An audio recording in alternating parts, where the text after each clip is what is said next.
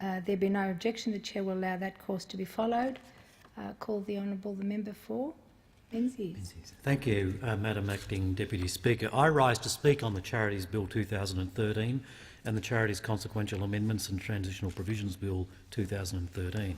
I will focus my remarks primarily on the Charities Bill. That bill seeks to introduce a definition of charity and charitable purpose. The new definition would apply from the 1st of January 2014 and would apply across all Commonwealth legislation. This is a bad bill. This is an unnecessary bill. Madam Deputy Speaker, since Federation, the definition of charity has remained clear and consistent. It has remained a cornerstone of the underpinning of what constitutes charitable endeavour and what constitutes charitable activity. The definition has survived for over 400 years. It is based on a legal concept from the early 1600s. It is widely understood and it is unilaterally accepted. But now the definition that has served us so well is in this government's firing line. The government wants to abandon what works, what is proven and what is broadly accepted by our society and replace it with its own definition. Australian charities law has closely followed the definition of charity based on the preamble of the Statute of Elizabeth. English common law is the principal basis for charity laws in Australia, in both state and federal courts, and in each of the state jurisdictions have retained almost identical interpretations of the common law definition of charity. The government is now seeking to pretend that there is some desperate need to legislate in this area, acting as though it is charting new waters.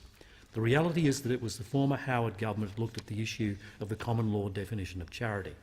Former Prime Minister Howard announced an inquiry into the definition of charity on the 18th of September 2000. The inquiry reported in 2001, making some 27 recommendations. Former Treasurer Costello released draft legislation in 2003 which took the traditional 4 heads of charity and divided them into 7 heads of charity, in line with the inquiry's finding, namely the advancement of health, education, social or community welfare, religion, culture, natural environment and any other purpose that is beneficial to the community. The Board of Taxation reported on the workability of the draft legislation in 2004, and the then government, through the then Treasurer, announced, and I quote, "The common law meaning of a charity will continue to apply, but the definition will be extended to include certain childcare and self-help groups and closed or contemplative religious orders. The government has decided not to proceed with the draft Charities Bill." Unquote. The former coalition government enacted the Extension of Charitable Purposes Act, which confined itself to enlarging the legal definition of charity for federal purposes to include childcare, self-help groups and closed religious orders. The Commonwealth's definitional extension has not been adopted by any state jurisdiction. This bill would be the first time that legislation has sought to comprehensively define in statute for the purposes of Commonwealth law charity, and our concern is clear. Why create a statute where the common law has and does serve us well? Why depart from 400 years of clarity and consistency? Madam Acting Deputy Speaker, the Coalition's approach to charities is different from that of the government. Labor prefer intervention and approaches the sector with distrust, demanding huge amounts of information, draconian reporting requirements and making it tough for volunteers and charities they support to go about their important work.